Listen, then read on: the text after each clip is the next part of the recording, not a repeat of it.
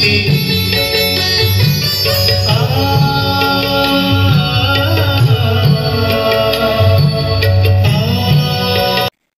जिला चौदर पौरपालिका अंतर्गत 5 number ward ठारे कला प्रकाशिनी क्लब प्रांगण में बाजीराउत कैवर्त युवक संघ तरफ इष्टदेवी माशनी 14तम चैत्र महोत्सव अनुष्ठित हो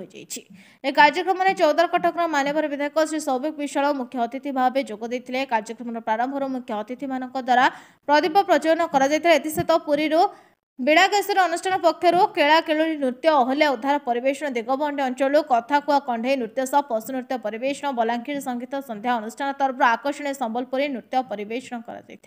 कार्यक्रम में अन्य मध्य पद्मश्री उत्सव चरण दास हिंदू सेवक संघर सभापति श्री दामोदर साहू मंगराज बेहरा अर्जुनी बेहरा सुभाष तले समेत संघर कर्मकर्ता मान उपस्थित थे। मंगराज बेहरा युव संघर साधारण संपादक आज कार्यक्रम ये हूँ आम कैवर्त संप्रदाय माँ इष्टदेवी माँ अश्विनी बाषणी चैत्र वर्ष पालन कराए चैत्र पर्व में से आम सब गाँव कैवर्त भाई मैंने एकाठी युवक मैंने एकाठी ये कार्यक्रम पालन करूँ विशेषकर आम पद्मश्री उत्सव चरण दास जी कि आम चैत्र पर्वर चैत्र घोड़ा नाच विश्व दरबार पहुँची जो साहय बल आम ये महोत्सव पालन करूँ सारा चौदार चैत्र महोत्सव आदृत हुए लोक मान द्वारा आज ये सन्धार समस्त दर्शक बंधु आप अनुभव करते जगह आसो आम जो आज प्रोग्राम करचु से प्रोग्राम रे आमर बलांगीर लोहिसिंगर आई सम्बलपुर नृत्य ग्रुप एवं पुरी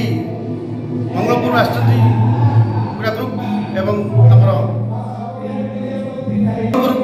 दिगबंडर आई कंडे नृत्य प्रदर्शन कर यही 3टा ग्रुप माणी आज माँ अश्विनी बाषणी चैत्र महोत्सव पालन परिचयटा देवे विजय कुमार बेहरा बाजीराउत कौन कह आज कार्यक्रम संपर्क में कौन कह आम कैवर्त जातिर गोटे चैत्र पर्वर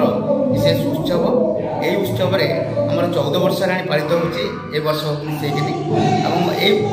आम घोड़ा पूजा ठूँ आरंभ कर घोड़ार भोग खाइबा आरंभ कर सब प्रकार ये हुए लास्ट रे गोटे बड़ फंक्शन हुए जोटा कि आम सांस्कृतिक कार्यक्रम हुए अन्य किसी कराए एथर भी आम 4टा दल को लेकर कार्यक्रम करूँ बहुत रंगारंग भी मु श्री सुभाष चंद्र दलाई बाजीराउत कैवर्त युवक संघर उपसभापति आज जो प्रोग्राम अनुष्ठित हो ये दीर्घ 14 वर्ष है पालित हो जो प्रोग्राम ये पौराणिक ऐतिहासिक एवं आधुनिक उपर आधारित एवं कैवर्त समाज सारा विश्व रे जमी लोक मान एकाठी करे तार गोटा निदर्शन देखाइबा ए प्रोग्राम होची ए प्रोग्राम अति पुराना जार इतिहास अच्छी एवं ये स्थानीय लोकंकर द्वारा आदृत होइछि। चौदर दीपक मंगराज का रिपोर्ट नायवती टीवी।